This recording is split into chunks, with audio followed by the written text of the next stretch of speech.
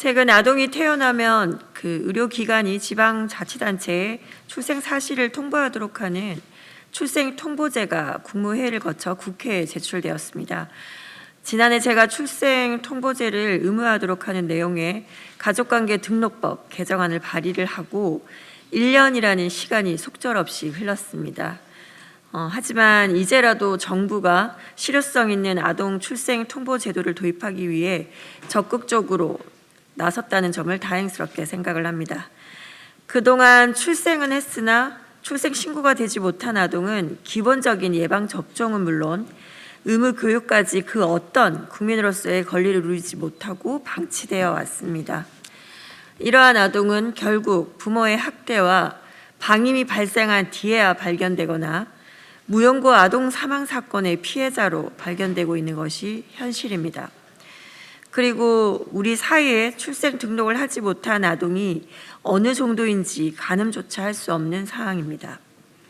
세상에 태어났으나 공적으로 인정받지 못하고 유령으로 살아가는 아동이 더 이상 생기지 않도록 그 어떤 아동도 출생이 등록될 권리를 누릴 수 있도록 여야를 불문하고 선배 동료 의원님들과 함께 가족관계 등록법이 조속히 통과될 수 있도록 최선을 다하겠습니다. 2015년 이후 아동 관련 시민사회 민학계가 줄기차게 도입을 주장해왔던 출생통보제 도입을 위한 가족관계 등록법의 일부 개정 법률 법안이 드디어 국회에 제출되었습니다. 무척이나 반갑고 환영할 일입니다. 출생통보제는 한국 사회에 살고 있는 모든 아동이 권리를 보장받을 수 있게 하기 위한 첫 단추로서의 중요한 의미를 가집니다. 미등록된 아동은 아동복지를 포함한 여러 지원 체계에서 배제될 수밖에 없습니다. 건강한 발달을 지원할 수도 없고 위험을 방지하거나 위험에서 구해내기도 어렵습니다. 실제 출생 등록이 되지 않은 아동이 학대를 경험하고 사망한 사례, 교육 기회를 박탈당한 사례, 적절한 돌봄과 치료를 받지 못한 사례는 그간 수없이 발견되어 왔기에 현 출생 등록제의 한계를 더 강조하지 않아도 될 것입니다. 아동의 출생 등록은 국가와 사회가 아동 권리를 보장하게 하는 중요한 장치이기에 유엔 아동권리협약 제7조 2항과 시민적 및 정치적 권리에 관한 국제규약 제24조 제2항은 모든 아동이 출생 등록되어야 한다는 것을 명확하게 규정하고 있습니다. 이에 미국, 독일, 캐나다 등의 나라들에서는 예전부터 출생통보제를 시행하고 있습니다. 그러나 한국은 유엔 아동권리협약을 비준한 지 30주년이 넘었음에도 불구하고 아직 보편적 출생등록제도는 없습니다. 그간 유엔의 인권기구들이 보편적 출생등록제의 도입을 계속적으로 권고해 왔으나 한국은 의료계의 행정부담, 외국 국적 아동의 등록에 대한 사회적 합의 등을 이유로 이를 미루고 또 미뤄왔습니다. 아동의 인간으로서의 존엄성 보장보다 더 우선적인 가치가 대체 무엇인지 묻지 않을 수 없습니다. 아동정책 관련 의사결정에서 아동의 존엄성 보장은 가장 최우선 가치로 고려되어야 할 것이며 그러한 점에서 출생통보제는 반드시 도입되어야 합니다. 오늘 우리는 아동의 보편적 출생 등록을 할 수 있는 날이 오길 크게 기대하며 이 자리에 서 있습니다. 그러나 이러한 기대가 실망과 좌절로 이어진 경험이 많기에 관련 법안의 국회 제출로 안심하지 못하고 여기에 와 있습니다. 지금 이 시간에도 미등록 아동이 존재하고 이들이 어떤 위험 상황에서도 도움을 요청하고 있을지도 모릅니다. 더 지체할 시간도 명분도 없습니다. 국회는 어떤 아동도 배제되지 않고 권리를 보장받을 수 있도록 하루빨리 출생통보제 도입을 위한 가족관계 등록법 개정안을 통과시켜야 할 것입니다. 네, 작년 말 제주도에서 출생신고가 안 된 채 살아온 세 자매 이야기가 세상에 알려졌습니다. 자매의 어머니가 사실혼 관계였던 배우자의 사망신고를 하는 과정에서 드러난 사실입니다. 그 결과 출생 이후 10년, 20년이 넘는 긴 시간 동안 세 자매는 학교는 물론 병원도 제대로 다닐 수 없었습니다. 자매가 건강하게 성장했다는 사실은 다행스러운 결과이나 출생신고를 하지 않아 출생 등록이 되지 않았다는 것은 대부분 생존을 위협하는 위험에서 보호받을 여지가 희박함을 의미합니다. 실제로 작년과 재작년에 우리는 여수, 인천, 원주 등지에서 출생 등록이 되지 않은 아이들의 학대 사망 사건을 여러 차례 접했습니다. 그러나 이 사례들은 우연히 발견되었을 뿐입니다.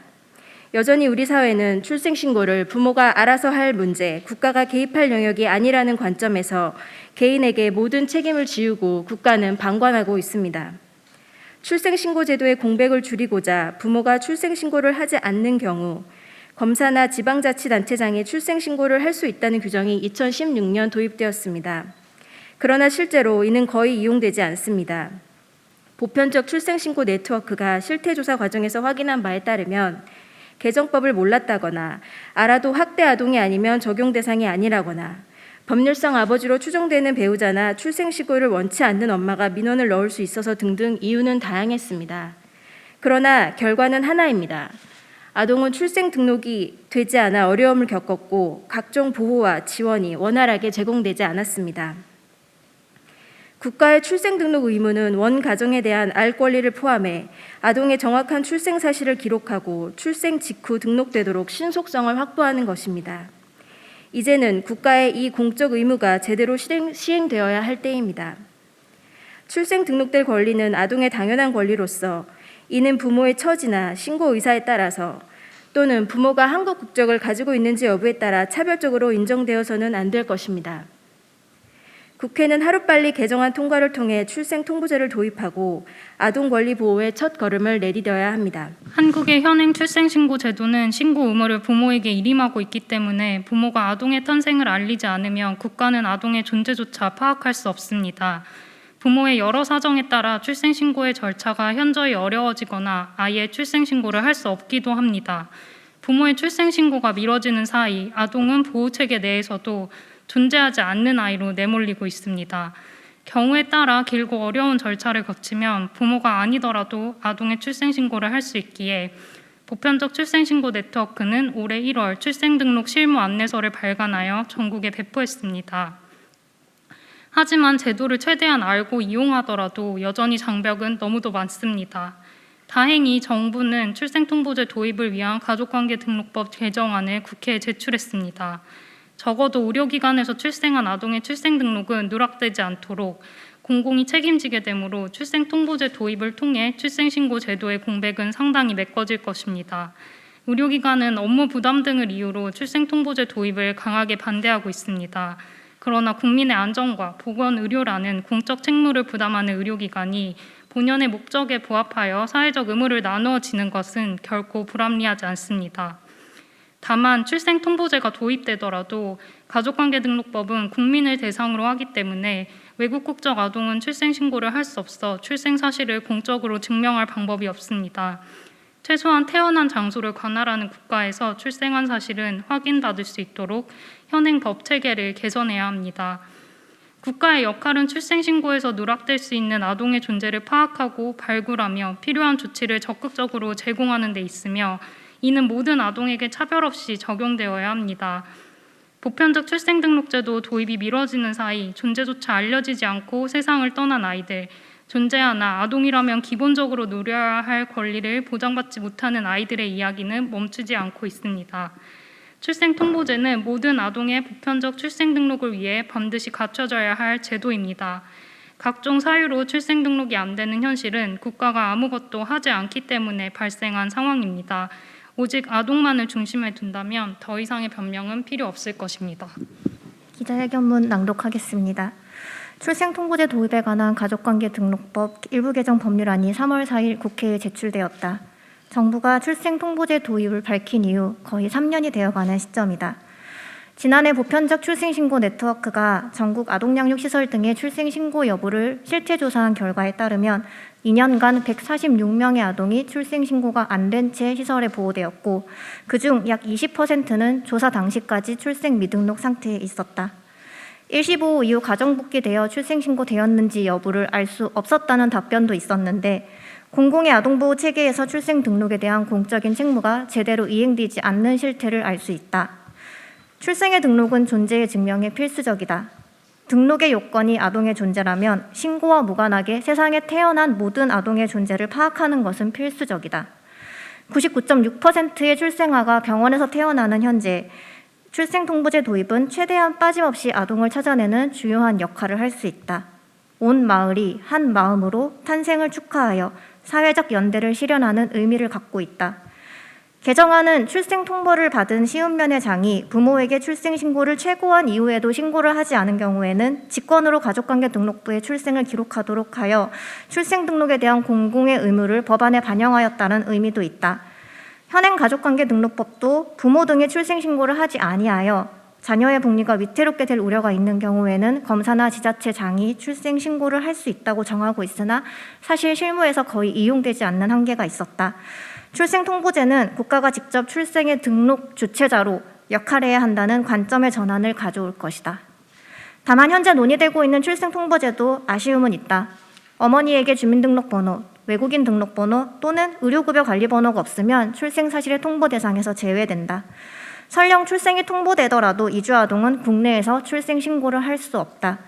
궁극적으로 이주아동의 출생 등록이 불가한 현행 법체계는 반드시 개선되어야 한다. 익명출산제 추진도 당장 멈춰야 한다. 출생 등록은 한 나라에서 신원이 보장될 권리, 정체성을 유지할 권리, 그 주요한 내용으로서 부모에 대한 정확한 기록도 포함된다. 오히려 부모의 정보를 숨길 수 있도록 하는 익명출산제는 감춰야 할 출산과 출생이라는 차별과 낙인을 강화할 뿐이다. 누구나 이용할 수 있는 보편적 출생신고제도, 아동의 존재를 최대한 파악하여 국가의 출생 등록 의무를 이행하기 위한 출생통보제도, 그와 함께 다양한 여건에서 놓쳐지는 아이가 없는지 지역사회 전반을 보듬는 아동보호 체계가 필요하다.